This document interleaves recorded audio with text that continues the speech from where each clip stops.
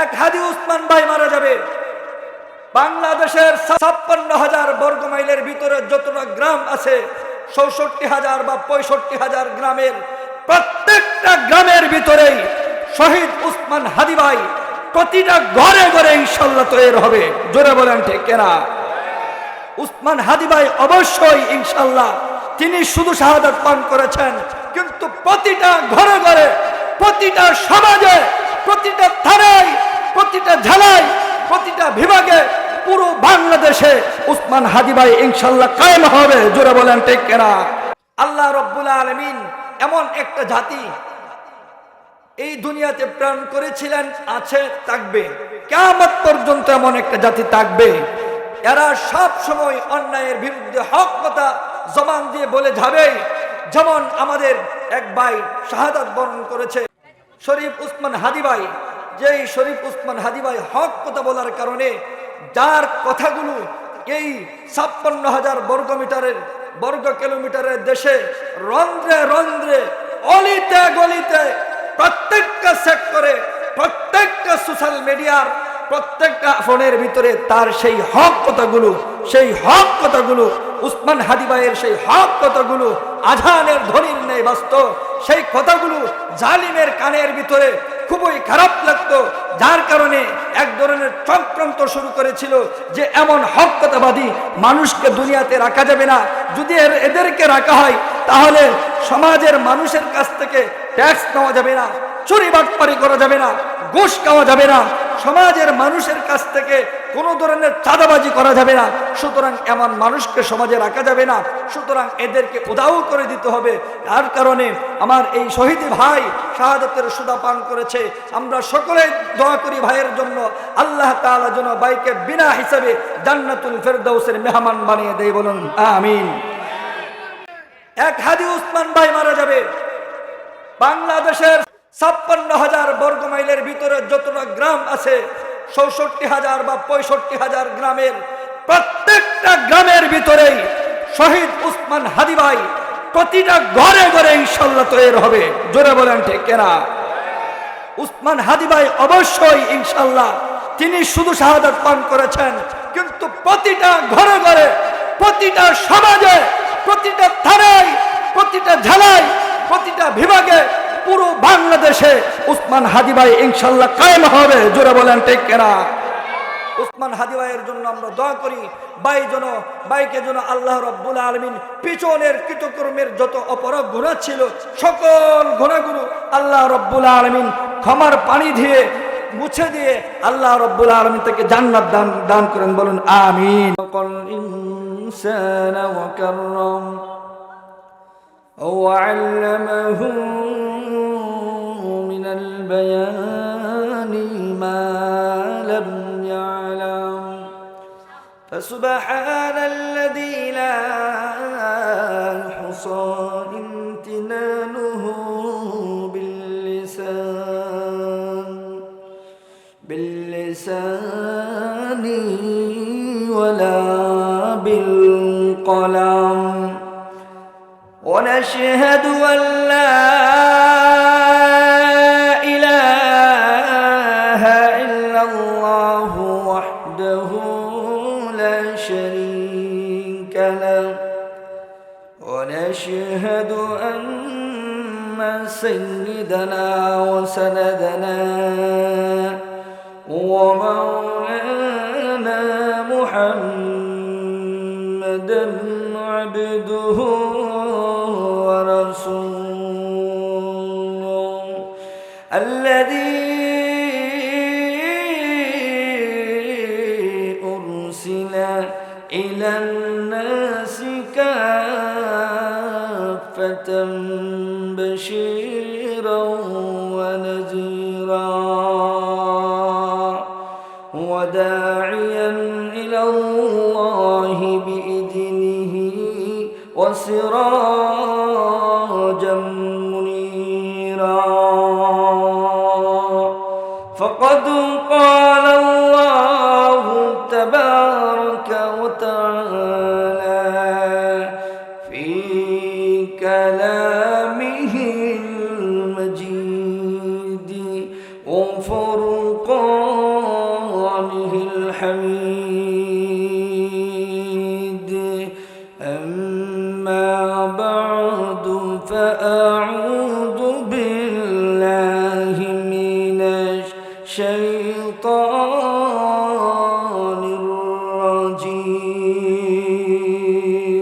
الرجيم بسم الله الرحمن الرحيم فأينما تولوا فثم وجه الله صدق الله مولانا العظيم وقال النبي صلى الله عليه وسلم الإيمان بضع وسبعون شعبا أو كما قال النبي عليه الصلاة والسلام اللهم صل على محمد النبي الأمي وعلى آله وسلم تسليما سبحانك لا علم لنا إلا ما علمتنا إنك أنت العليم الحكيم رب اشرح لي صدري ويسر لي أمري واحلل عقدة من لساني يفقه قولي كونك مختار خدا तुमको बनाया कौनैन का मुख्तार खुदा तुमको बनाया उम्मत की निगहबान खुदा तुमको दिखाया उम्मत की निगहबान खुदा तुमको दिखाया या रब मेरे आंखों में समा जाए मदीना या रब मेरे आंखों में समा जाए मदीना मुद्दत से मेरे दिल में तमन्नाए मदीना मुद्दत से मेरे दिल में तमन्नाए मदीना उल्फत में बराबर के ओपा हो के जपा हो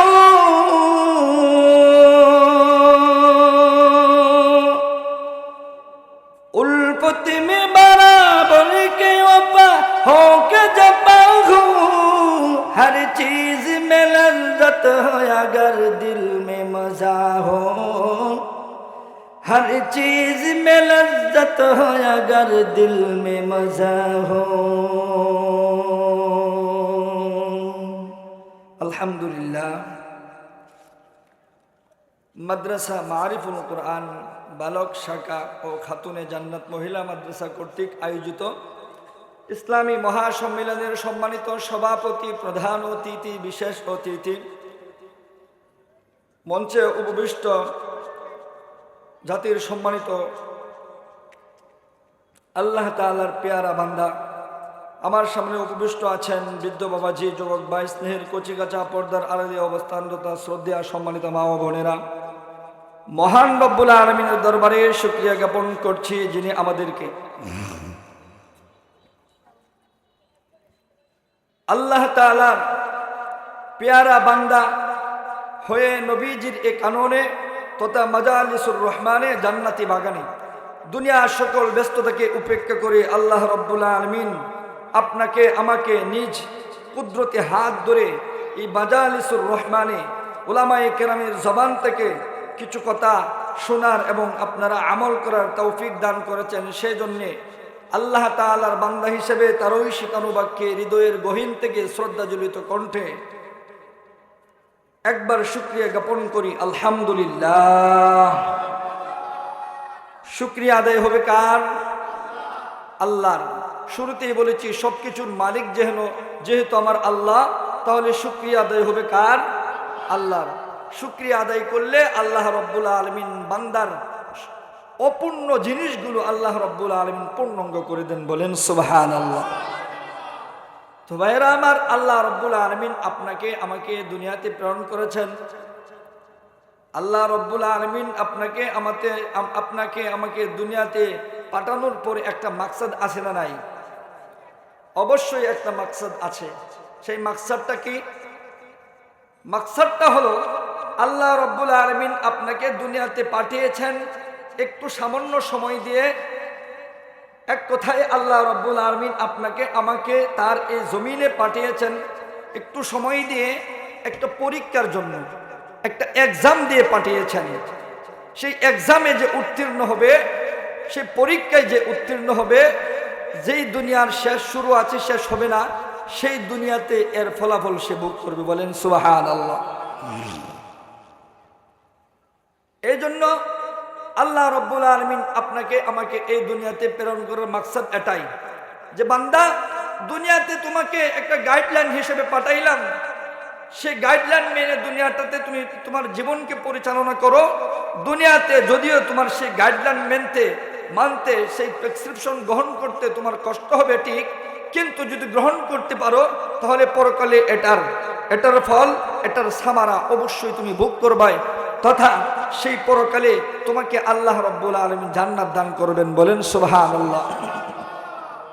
এই জন্য ভাইরা আমার, আল্লাহ রাব্বুল আলামিন এই পৃথিবীতে সবচেয়ে বেশি যুগে যুগে দেখা যায়, নবীদের যুগ থেকে শুরু করে গাউস কুতুবগণ পর্যন্ত, তামাম সাহাবায়ে কেরাম, তামাম তাবিঈন, শুহাদা আজমাইন, যারা এই পর্যন্ত আজ অবধি পর্যন্ত যারা অলি কুলে শিরোমণি ছিলেন, প্রত্যেকেই এই দুনিয়াতে এসে পরীক্ষা দিয়েছিলেন, প্রত্যেকেই পরীক্ষা দিয়েছিলেন। সেই পরীক্ষার নাম হলো ঈমানি পরীক্ষা। সেই পরীক্ষার নাম কি ছিল? ঈমানি পরীক্ষা। স্বৈরাচার, জুলুমপুর সরকার, স্বৈরাচার সরকার, এদের প্রত্যেকের কাছেই ইমানদাররা পরীক্ষা দিয়েছেন, প্রত্যেকেই সেই পরীক্ষা উত্তীর্ণ হয়েছেন। আল্লাহ রাব্বুল আলামিনের সেই শহীদ সুদা পান করে আল্লাহ তাআলার জান্নাতের মেহমান হয়েছেন, বলেন সুবহানাল্লাহ। সেই দ্বারা এখনো বাকি আছে না নাই? কিয়ামত পর্যন্ত বাকি থাকবে। একটা শ্রেণীকে আল্লাহ রাব্বুল আলামিন এই পৃথিবীতে প্রেরণ করেছেন শুধুমাত্র কেবলমাত্র এদের কাজই হলো অন্যায়ের প্রতিবাদ করা।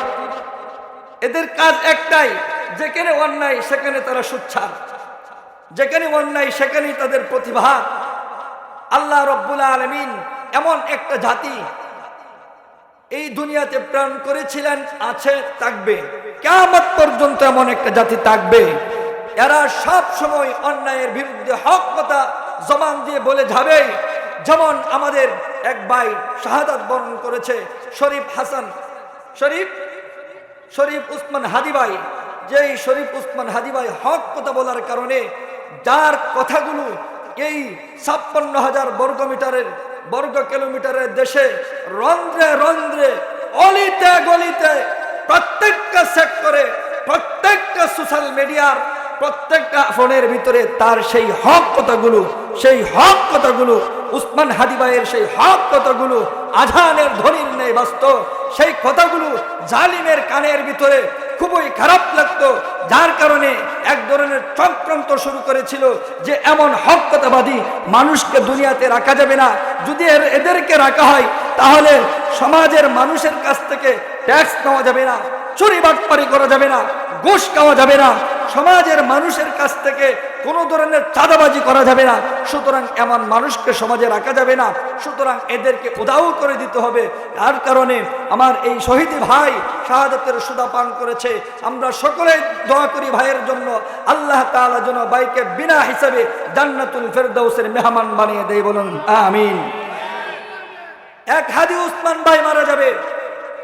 বাংলাদেশের 56 বর্গমিটার দেশে, বর্গ কিলোমিটারের দেশে 56,000 বর্গ মাইলের ভিতরে যতটা গ্রাম আছে, 64,000 বা 65,000 গ্রামের প্রত্যেকটা গ্রামের ভিতরেই শহীদ উসমান হাদি ভাই প্রতিটা ঘরে ঘরে ইনশাআল্লাহ তৈরি হবে।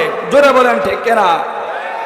উসমান হাদি ভাই অবশ্যই ইনশাআল্লাহ তিনি শুধু শাহাদাত পান করেছেন, কিন্তু প্রতিটা ঘরে ঘরে, প্রতিটা সমাজে, প্রতিটা থানায়, প্রতিটা জেলায়, প্রতিটা বিভাগে, পুরো বাংলাদেশে উসমান হাদি ভাই ইনশাআল্লাহ কায়েম হবে। জোরে বলেন ঠিক কিনা? উসমান হাদি ভাইয়ের জন্য আমরা দোয়া করি। বাইকে যেন আল্লাহ রাব্বুল আলামিন পিছনের কৃতকর্মের যত অপরাধ গুনাহ ছিল সকল গুনাহগুলো আল্লাহ রাব্বুল আলামিন ক্ষমার পানি দিয়ে মুছে দিয়ে আল্লাহ রাব্বুল আলামিন তাকে জান্নাত দান করেন, বলুন আমিন।